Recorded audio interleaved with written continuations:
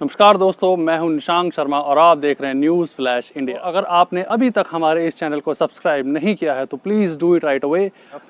और अगर आप चाहते हैं कि हम आपके ख़ास कार्यक्रमों को अपने चैनल के माध्यम से प्रसारित करें तो उसके लिए आप स्क्रीन पर नीचे दिए गए नंबरों पर हमसे संपर्क कर सकते हैं।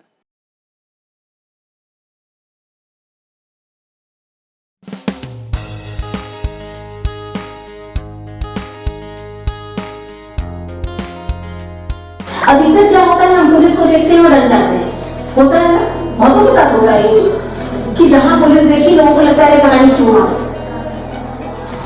जबकि अगर मान लीजिए पुलिस आपके यहाँ किसी भी तरीके की पूछताछ के लिए आ भी रही, आपके यहाँ या आपके पड़ोसी के यहाँ, किसी के यहाँ, तो वहां सबसे मेन चीज है कि पुलिस को कभी भी ये अधिकार नहीं है कि वो आपसे इनह्यूमन ट्रीटमेंट करे। ये है कि आज जो हम यहाँ आए हैं वो बेसिकली आजादी के अमृत महोत्सव के तहत हम लोग जगह जगह ये आयोजन कर रहे हैं और इसका मुख्य उद्देश्य ये है कि हर व्यक्ति को ज्यादा से ज्यादा विधिक रूप से साक्षर करना।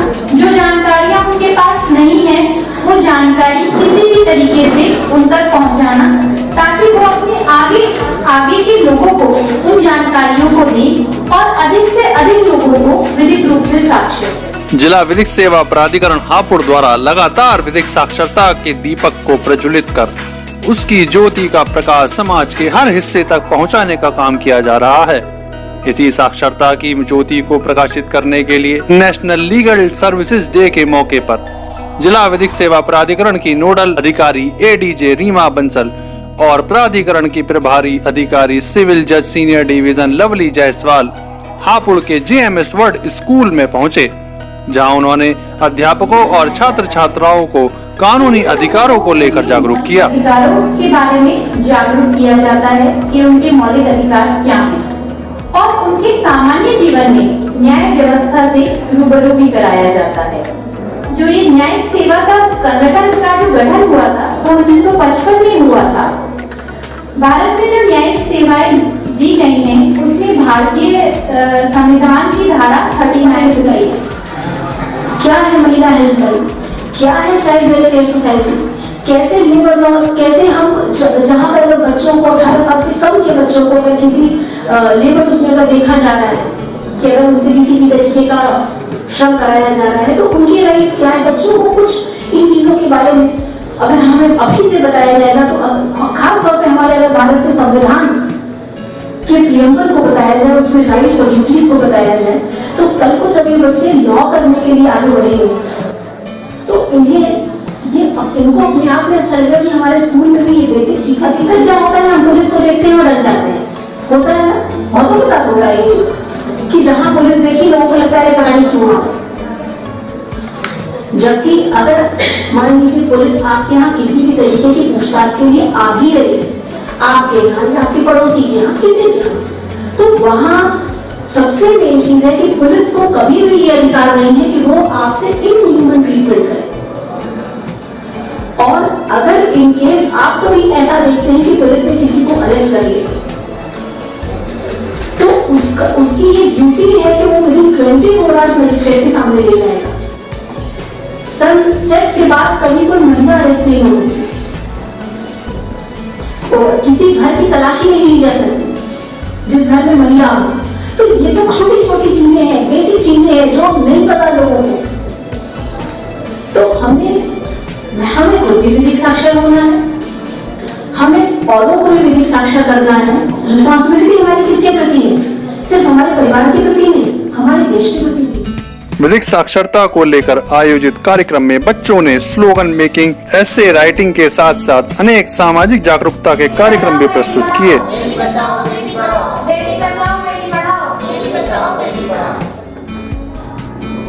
हमने है समाज बनाया, हमने है रिवाज बनाया, हमने है बेटियों को दबी हुई आवाज बनाया हमने।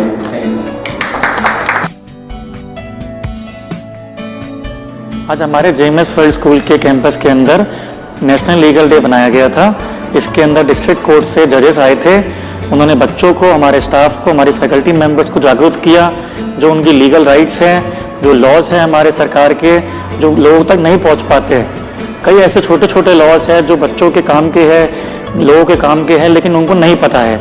उसको जागरूक करने के लिए आज ये लीगल डे बनाया गया है और जजेस ने बच्चों को पूरी तरीके से समझाया, बच्चों ने इसमें रोल प्ले भी करे, एक्ट करा और अच्छी तरीके से उनको जागरूक करा गया। समय समय पे इस टाइप के प्रोग्राम हम अपने कैंपस में कराते रहते हैं, जिससे बच्चों को पढ़ाई के अलावा भी उनकी लीगल राइट्स के बारे में अवेयरनेस आज है जेएमएस वर्ल्ड स्कूल जो जेएमएस ग्रुप इंस्टीट्यूशन के कंपाउंड के अंदर स्थित है, उसमें नेशनल विधि आयोग के द्वारा एक कार्यक्रम आयोजित किया गया है, जिसके अंदर अमृत महोत्सव के तहत पूरे प्रदेश के अंदर, देश के अंदर विधि आयोग के बारे में लोगों को अवेयर किया जा रहा है। गरीब लोगों को, वंचित लोगों को, महिलाओं को उनके अधिकारों के बारे में अवगत कराया जा रहा है।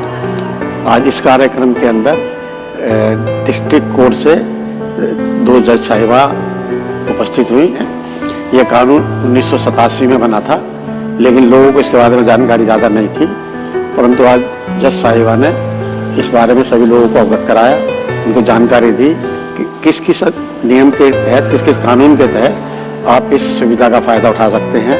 हम कॉलेज इस कैंपस के अंदर लोगों को समय समय पर अलग अलग कार्यक्रम करते रहते हैं। जो भी सरकार की पॉलिसी होती है, नियम होते हैं, उसके बारे में लोग अवगत कराते रहते हैं। स्पोर्ट्स एक्टिविटीज़ कराते रहते हैं, कल्चर एक्टिविटीज़ कराते रहते हैं। कैंपस के अंदर ही जेएमएस क्रिकेट एकेडमी बनाई हुई है, बच्चों को यहाँ पर स्पोर्ट्स से खेलने का मौका मिलता है।